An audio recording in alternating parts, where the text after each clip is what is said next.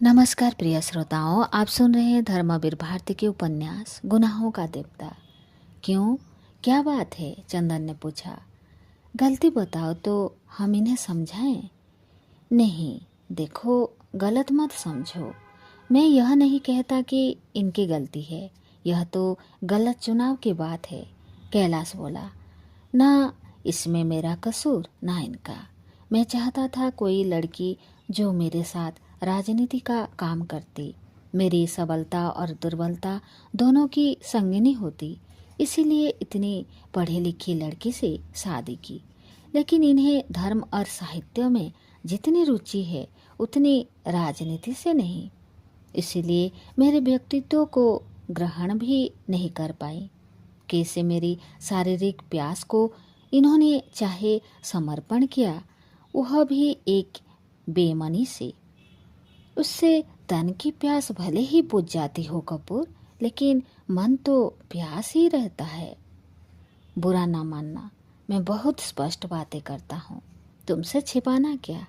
और स्वास्थ्य के मामले में ये इतनी लापरवाह है कि मैं बहुत दुखी रहता हूँ। इतने में सुधा नहाकर आती हुई दिख पड़ी। कैलाश चुप हो गया। सुधा की ओर देखकर बोला, मेरी अटैची भी ठीक कर दो। मैं अभी चला जाऊं, वरना दोपहर में तपना होगा। सुधा चली गई। सुधा के जाते ही कैलाश बोला, भरसक मैं इन्हें दुखी नहीं होने देता। हाँ, अक्सर ये दुखी हो जाती हैं, लेकिन मैं क्या करूं, यह मेरी मजबूरी है। वैसे मैं इन्हें भरसक सुखी रखने का प्रयास करता हूँ, और ये भी जायज नाजायज हर इच्छा के सामने झुक जाती हैं। लेकिन इनके दिल में मेरे लिए कोई जगह नहीं है, वह जो एक पत्नी के मन में होती है। लेकिन खैर, जिंदगी चलती जा रही है, अब तो जैसे हो निभाना ही है। इतने में सुधा आई और बोली, देखिए अटैची सवार दी है, आप भी देख लीजिए। कैलाश उठकर चला गया। चंदर बैठा बैठा सोचने लगा, कैलाश कितना अच्छा है, कितना साफ और स्वच्छ दिल का है, लेकिन सुधा ने अपने को किस तरह मिटा डाला। इतने में सुधा आई और चंदर से बोली, चंदर चलो, वो बुला रहे हैं। चंदर चुपचाप उठा अंदर गया। कैलाश ने तब तक यात्रा के कपड़े पहन लिए थे। देखते ही बोला, अच्छा चंदर, मैं चलता हूँ, कल शाम तक आ जाने की कोशिश करूँगा। हाँ देखो, ज़्यादा घुमाना मत। इनकी सखी को यहाँ बुलवा लो तो अच्छा। फिर बाहर निकलता हुआ बोला, इनकी जिद थी आने की, वरना इनकी हालत आने लायक नहीं थी। माताजी से मैं कह आया हूँ कि लखनऊ मेडिकल कॉलेज ले जा रहा हूँ। कैलाश कार पर बैठ गया। फिर बोला, देखो चंदर, दवाई ने दे देना याद से, वहीं रखी है। कार स्टार्ट हो गई। चंदर लौटा। बरामदे में सुधा खड़ी थी, चुपचाप, बुझी हुई सी। चंदन ने उसकी ओर देखा, उसने चंदर की ओर देखा, फिर दोनों ने निगाहें झुका ली। सुधा वहीं खड़ी रही। चंदर ड्राइंग रूम में जाकर किताबें वगैरह उठा लिया और कॉलेज जाने के लिए निकला। सुधा अब भी बरामदे में खड़ी थी, गुमसुम। चंदर कुछ कहना चाहता था, लेकिन क्या कुछ था जो ना जाने कब से संचित होता आ रहा था, जो वह व्यक्त करना चाहता था। लेकिन सुधा कैसे हो गई है? यह वह सुधा तो नहीं है जिसके सामने वह अपने को सदा व्यक्त कर देता था, कभी संकोच नहीं करता था। लेकिन यह सुधा कैसी है? अपने में सिमटी, संकुची, अपने में बंधी बंधाई, अपने में इतनी छिपी हुई कि लगता था दुनिया के प्रति इसमें कहीं कोई खुला हुई नहीं। चंदर के मन में जाने कितनी आवाजें तड़प उठी, लेकिन कुछ नहीं बोल पाया। वह बरामदे में ठिठक गया, निरुद्दिष्ट। वहाँ अपने किताबें खोलकर देखने लगा, जैसे वह याद करना चाहता था कि कहीं भूल तो नहीं आया है कुछ। लेकिन उसके अंतर्मन में केवल एक ही बात थी, सुधा कुछ तो बोले। यह इतना गहरा, इतने घुटन वाला मौन, यह तो जैसे चंदर के प्राणों पर घुटन की तरह बैठता जा रहा था। सुधा निर्वात निश्वास में दीपशिखा सी अचल, निष्पंद थमे हुए तूफान की तरह मौन। चंदन ने अंत में नोट्स लिए, घड़ी देखी और चल दिया। जब वह सीढ़ी तक पहुंचा तो सहसा सुधा की छाया मूर्ति में हरकत हुई। सुधा ने पांव के अंगूठे से फर्श पर एक लकीर खींचते हुए नीचे निगाह झुकाए हुए कहा, कितनी देर में आओगे? चंदर रुक गया, जैसे चंदर के सितारों का राज मिल गया हो। सुधा भला बोली तो, लेकिन फिर भी अपने मन का उल्लास उसने जाहिर नहीं होने दिया। बोला, कम से कम 2 घंटे तो लगेंगे ही। सुधा कुछ नहीं बोली, चुपचाप रह गई। चंदन ने 2 क्षण प्रतीक्षा की कि सुधा अब कुछ बोले, लेकिन सुधा फिर भी चुप। चंदर फिर मुड़ा। क्षण भर बाद सुधा ने पूछा, चंदर, और जल्दी नहीं लौट सकते? जल्दी? सुधा अगर कहे तो चंदर जाए भी ना, चाहे उसे इस्तीफा देना पड़े। क्या सुधा भूल गई कि चंदर के व्यक्तित्व पर अगर किसी का शासन है तो सुधा का? वह जो अपने जिद से उछलकर, लड़कर, रूठकर चंदर से हमेशा मनचाहा काम करवाती रही है, आज वह इतनी दीनता से, इतनी विनय से, इतने अंतर और इतनी दूरी से क्यों कह रही है कि जल्दी नहीं लौट सकते? क्यों नहीं वह पहले की तरह दौड़कर चंदर का कलर पकड़ लेती और मचल कर कहती, अगर जल्दी नहीं लौटे तो। लेकिन अब तो सुधा बरामदे में खड़ी होकर गंभीर सी, डूबती हुई सी आवाज में पूछ रही है, जल्दी नहीं लौट सकते? चंदर का मन टूट गया। चंदर की उमंग चट्टान से टकराकर बिखर गई। उसने बहुत भारी सी आवाज में पूछा, क्यों?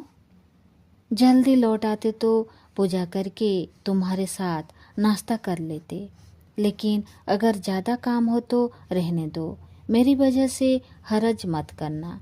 उसने उसे ठंडे, शिष्ट और भावहीन स्वर में कहा। हाय सुधा, अगर तुम जानती होती कि महीनों उद्भ्रांत चंदर का टूटा और प्यासा मन तुमसे पुराने स्नेह की एक बूंद के लिए तरस उठा है, तो भी क्या तुम इसी दूरी से बातें करती? काश कि तुम समझ पाते कि चंदन ने अगर तुमसे कुछ दूरी भी निभाई है तो उससे खुद चंदर कितना बिखर गया है। चंदन ने अपना देवत्व खो दिया है, अपना सुख खो दिया है, अपने को बर्बाद कर दिया है, और फिर भी चंदर के बाहर से शांत और सुगठित दिखने वाले हृदय के अंदर तुम्हारे प्यार की कितनी गहरी प्यास धधक रही है। उसके रोम रोम में कितनी जहरीली तृष्णा की बिजलियां क्रोध रही है। तुमसे अलग होने के बाद अतृप्ति का कितना बड़ा रास्ता उसने आग की लपटों में झुलसते हुए बिताए हैं।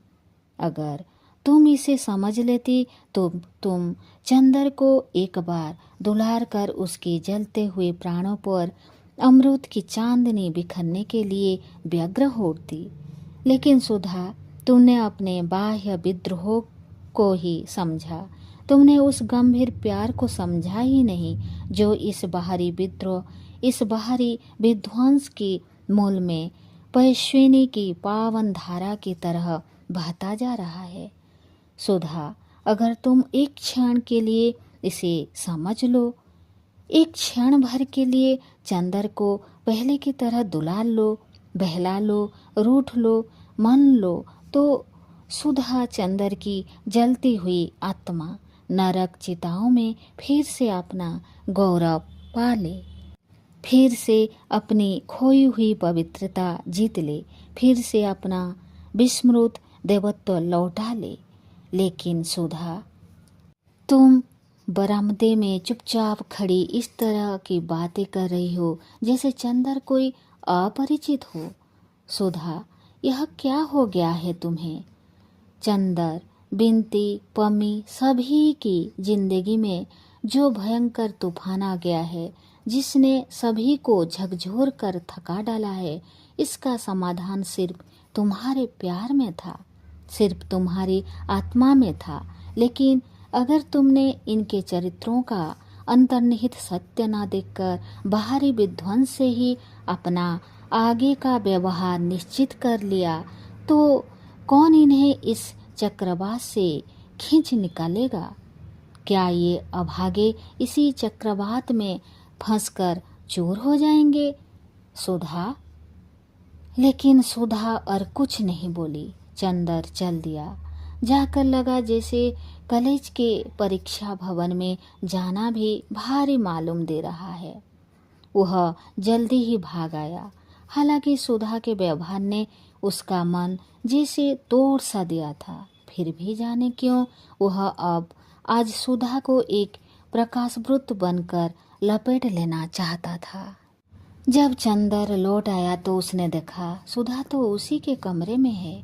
उसने उसके कमरे के एक कोने में दरी हटा दी है, वहाँ पानी छिड़क दिया और एक क्रूस के आसन पर सामने चौकी पर कोई पोथी धरे बैठी है।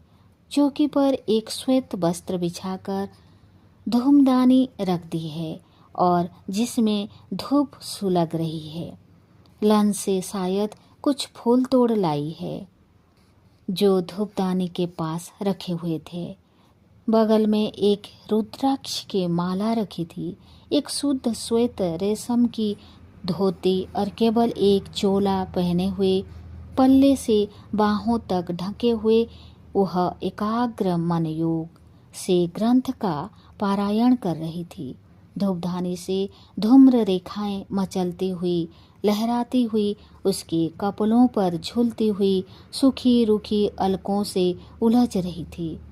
उसने नहाकर केस बांधा नहीं थे। चंदन ने जूते बाहर ही उतार दिए और चुपचाप पलंग पर बैठकर सुधा को देखने लगा।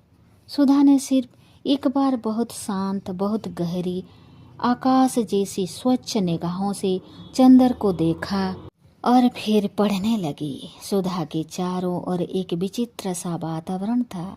एक अपार्थिव स्वर्गिक ज्योति के रेशों से चुप बुना हुआ झीना प्रकाश उस पर छाया हुआ था। गले में पड़ा हुआ आंचल, पीठ पर बिखरे हुए सुनहले बाल, अपना सब कुछ खोकर विरक्ति में खिन्न सुहाग पर छाए हुए विध्वंस की तरह सुधा लग रही थी। मांग सोनी थी, माथे पर रोली का एक बड़ा सा टीका था और चेहरे पर स्वर्ग के मुरझाए हुए फूलों की घुलती हुई उदासी, जैसे किसी ने चांदनी पर हर श्रृंगार के पीले फूल छींटे दे रही है। थोड़ी देर तक सुधा स्पष्ट स्वरों में पढ़ती रही। उसके बाद उसने पोथी बंद कर रख दी। उसके बाद आंख बंद कर जान किस अज्ञात देवता को हाथ जोड़कर नमस्कार किया। फिर उठ खड़ी हुई और फर्श पर चंदर के पास बैठ गई। आंचल कमर में खींच लिया और बिना सिर उठाए बोली, चलो नाश्ता कर लो। यहीं ले आओ, चंदर बोला। सुधा उठी और नाश्ता ले आई। चंदन ने उठाकर एक टुकड़ा मुंह में रख लिया, लेकिन जब सुधा उसी तरह फर्श पर चुपचाप बैठी रही तो चंदन ने कहा, तुम भी खाओ। मैं? वह एक फीकी हंसी हंसकर बोली, मैं खा लूँ तो अभी के हो जाए। मैं सिवा नींबू के शरबत और खिचड़ी के अब कुछ नहीं खाती, और वह भी एक वक्त। क्यों? असल में पहले मैंने एक व्रत किया, 15 दिन तक केवल प्रातःकाल खाने का। तब से कुछ ऐसा हो गया कि शाम को खाते ही मन बिगड़ जाता है। इधर और कई रोग हो गए हैं। चंदर का मन रो आया। सुधा, तुम चुपचाप इस तरह अपने को मिटाती रही। मान लिया चंदन ने एक खत में तुम्हें लिख ही दिया था कि अब पत्र व्यवहार बंद कर दो, लेकिन क्या अगर तुम पत्र भेजती तो चंदर की हिम्मत थी कि वह उत्तर ना देता? अगर तुम समझ पाते कि चंदर के मन में कितना दुख है। चंदर चाहता था कि सुधा की गोद में अपने मन की सभी बातें बिखर दे, लेकिन सुधा कहे कुछ शिकायत करे तो चंदर अपनी सफाई दे, लेकिन सुधा तो है कि शिकायत ही नहीं करती, सफाई देने का मौका ही नहीं देती। यह देवत्व की मूर्ति सी पत्थरली सुधा, यह चंदर की सुधा तो नहीं। चंदर का मन बहुत भर आया। उसके रूधे गले से पूछा, सुधा तुम बहुत बदल गई हो। खैर, और तो जो कुछ है उसने लिए अब मैं क्या कहूँ, लेकिन अपनी तंदुरुस्ती बिगाड़ कर क्या तुम मुझे दुख दे रही हो। अब यूं भी मेरी जिंदगी में क्या रहा है, लेकिन एक ही संतोष था कि तुम सुखी हो, लेकिन तुमने मुझसे वह सहारा छीन लिया। पूजा किसकी करती हो? पूजा कहाँ, पाठ करती हूँ चंदर, गीता का और भागवत का, कभी कभी सूरसागर का। पूजा अब भला किसकी करूँगी? मुझ जैसी अभागिनी की पूजा भला स्वीकार कौन करेगा? तब यह एक वक्त का भोजन क्यों? यह तो प्रायश्चित है चंदर। सुधा ने एक गहरी सांस लेकर कहा। प्रायश्चित? चंदन ने अचरज से कहा। हाँ, प्रायश्चित। सुधा ने अपने पाँव के बिच्छुओं के धोती के छोर से रगड़ते हुए कहा। हिंदू गृह तो एक ऐसा जेल होता है जहाँ कैदी को उपवास करके प्राण छोड़ने की भी इजाज़त नहीं रहती। अगर धर्म का बहाना ना हो, धर्म के बहाने उपवास करके कुछ सुख मिल जाता है। एक क्षण आता है कि आदमी प्यार से विद्रोह कर चुका है, अपने जीवन की प्रेरणा मूर्ति की गोद से बहुत दिन तक निर्वासित रह चुका है। उसका मन पागल हो उठता है फिर से प्यार करने को, बेहद प्यार करने को, अपने मन का दुलार फूलों की तरह बिखर देने को। आज विद्रोह का तूफान उतर जाने के बाद अपनी उजड़ी हुई जिंदगी में बीमार सुधा को पाकर चंदर का मन तड़प उठा। सुधा की पीठ पर लहराती हुई सूखी अलक हाथ में ले ली। उन्हें गूंथने का असफल प्रयास करते हुए बोला, सुधा यह तो सच है कि मैंने तुम्हारे मन को बहुत दुखाया है, लेकिन तुम तो हमारी हर बात को, हमारे हर कृत्य को क्षमा करती रही हो। इस बात का तुम इतना बुरा मान गई? किस बात का चंदर? सुधा ने चंदर की ओर देखकर कहा। मैं किस बात का बुरा मान गई? किस बात का प्रायश्चित कर रही हो तुम इस तरह अपने को मिटाकर? प्रायश्चित तो मैं अपनी दुर्बलता का कर रही हूँ चंदर। दुर्बलता? चंदन ने सुधा की अलकों को घटाओं की तरह छिटका कर कहा। दुर्बलता? चंदर, तुम्हें ध्यान होगा, एक दिन हम लोगों ने निश्चय किया था कि हमारे प्यार की कसौटी यह रहेगी चंदर, दूर रहकर भी हम लोग ऊंचे उठेंगे, पवित्र रहेंगे। दूर ही जाने के बाद चंदर, तुम्हारा प्यार तो मुझ में एक दृढ़ आत्मा और विश्वास भरता रहा। उसी के सहारे मैं अपने जीवन के तूफानों को पार कर ले गई। लेकिन पता नहीं मेरे प्यार में कौन सी दुर्बलता रही कि तुम उसे ग्रहण नहीं कर पाए। मैं तुमसे कुछ नहीं कहती, मगर अपने मन में कितनी कुंठित हूँ कि कह नहीं सकती। पता नहीं दूसरा जन्म होता है या नहीं, लेकिन इस जन्म में तुम्हें पाकर तुम्हारे चरणों पर अपने को ना चढ़ा पाई, तुम्हें अपने मन की पूजा में यकीन ना दिला पाई। इससे बढ़कर और दुर्भाग्य क्या होगा? मैं अपने व्यक्तित्व को कितना गहिर्त, कितना छिचला समझने लगी हूँ चंदर। चंदन ने नाश्ता खिसका दिया। अपने आंख में छलकते हुए आंसू को छिपाते हुए चुपचाप बैठ गया। नाश्ता कर लो चंदर, इस तरह तुम्हें अपने पास बिठाकर खिलाने का सुख अब कहाँ नसीब होगा। लो। और सुधा ने अपने हाथ से उसे एक नमकीन सेब खिला दिया। चंदर के भरे आंसू सुधा के हाथों पर चू पड़े। छी, यह क्या चंदर, कुछ नहीं, चंदन ने आंसू पोंछ डाले। इतने में महाराजिन आई और सुधा से बोली, बिटिया रानी, ले भी नान खटाई हम कल्हे से बनाए के रख दिया रहा कि तो के खिलवाए। अच्छा हम भी महाराजिन इतने दिन से तुम्हारे हाथ का खाने के लिए तरस गए, तुम चलो हमारे साथ।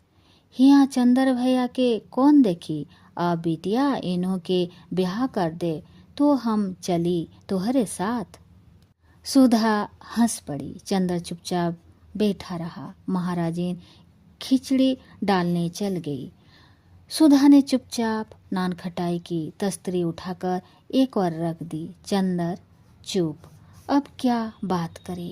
पहले वह दोनों घंटों क्या बात करते थे, उसे बड़ा ताज्जुब हुआ।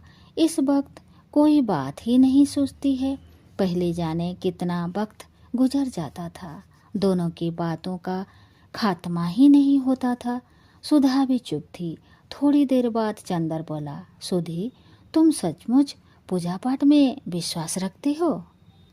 क्यों, करती तो हूँ चंदर। हाँ, मूर्ति जरूर नहीं पूजती, पर कृष्ण को जरूर पूजती हूँ। अब सभी सहारे टूट गए, तुमने भी मुझे छोड़ दिया, तब मुझे गीता और रामायण में बहुत संतोष मिला। पहले मैं खुद ताज्जुब करती थी कि औरतें